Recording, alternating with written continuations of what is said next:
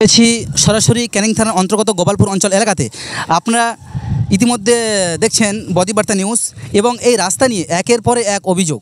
তো আপনারা সরাসরি কী অভিযোগ তাদের সরাসরি আপনারা তাদের মুখ থেকে শুনে নেন।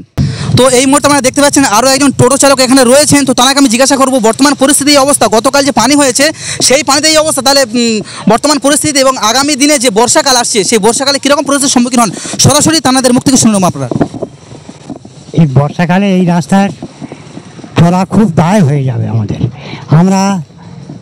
আমরা চাই যে রাস্তাটা ভালো হোক, তাতে আমরা খুশি থাকবো বা আমরা খেটে খুঁটে খেতে পারবো, এইটাই আমরা চাই। দেখতে পাচ্ছেন যে রাস্তার অবস্থাটি একবার আপনারা দেখেন। এই যে গতকাল যে সেই পানিতে এই অবস্থা, তখন তো চলাই যায় না, একদম যা পরিস্থিতি, যা রাস্তার অবস্থা,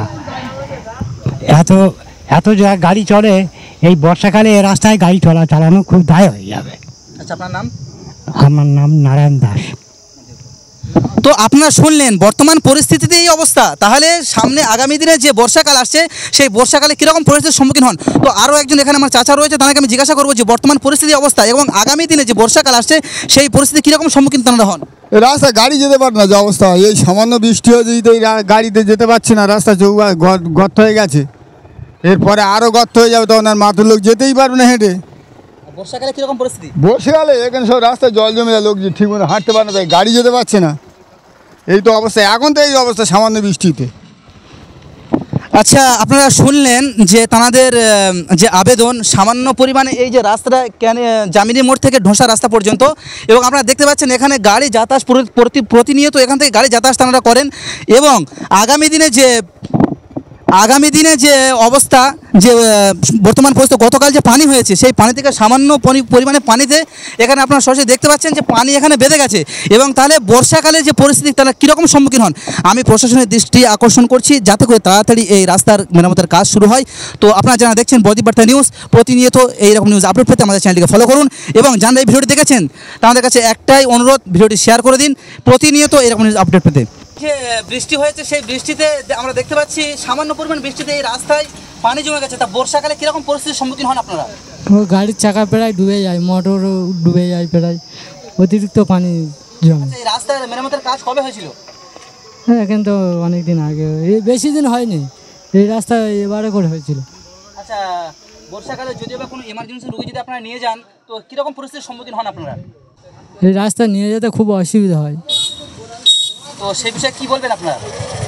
রাস্তা যাতে তাড়াতাড়ি ছাড়ে।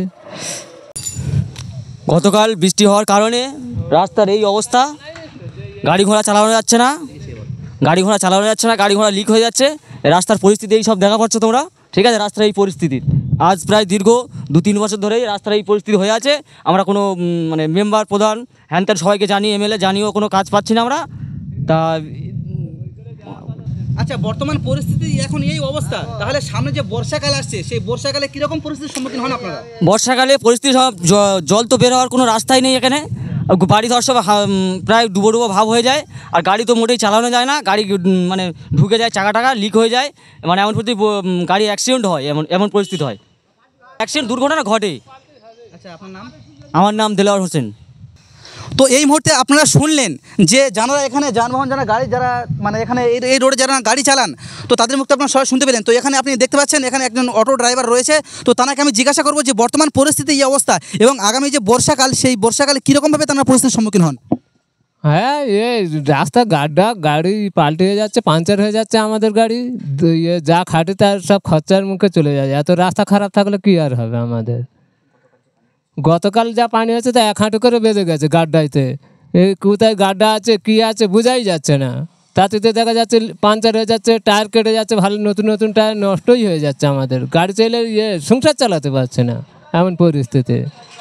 হ্যাঁ, আমাদের এই রাস্তাটায় একেবারে কোনো দিনে নতুন হলো না, একদিক দিয়ে সারতেছে, একদিক দিয়ে ভেঙে যাচ্ছে, এমন হচ্ছে যাতে আগামীকাল বলা যায় কী বলে, প্রশাসনকে বলছি কোনো রাস্তার কাজই শুরু করছে না।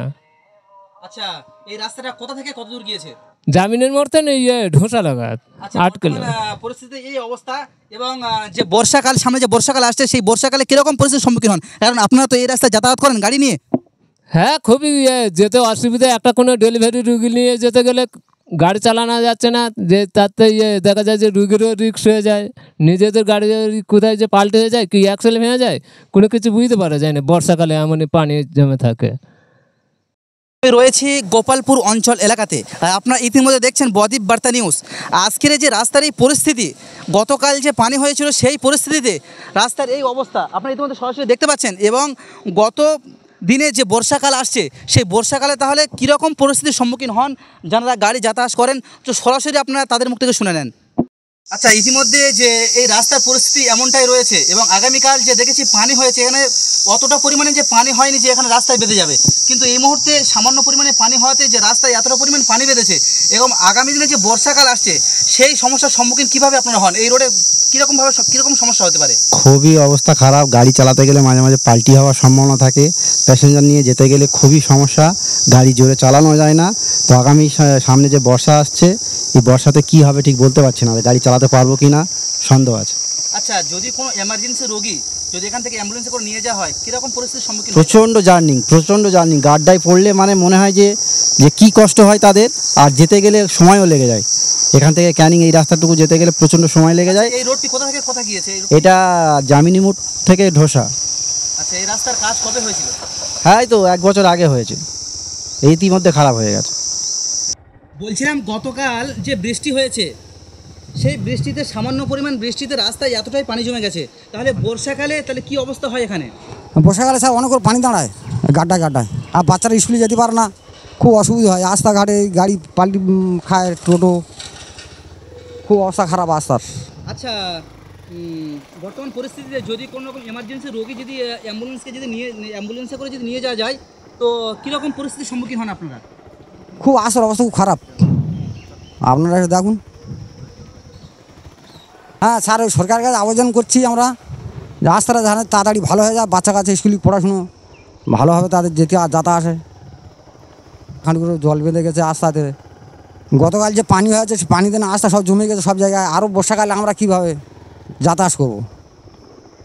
অবিলম্বে বলছি স্যার, আপনাদের সরকারকে বলছি আমাদের রাস্তাটা একটু হেল্প করেন দিন আপনারা।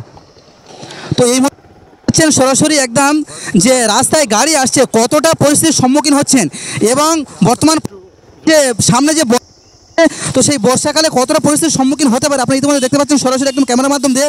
তো আমি এই মুহূর্তে প্রশাসনের দৃষ্টি আকর্ষণ করছি যাতে করে তাড়াতাড়ি এই উন্নয়নের কাজটা শুরু করে এবং আপনারা দেখতে পাচ্ছেন ইতিমধ্যে বদ্বীপ বার্তা নিউজ।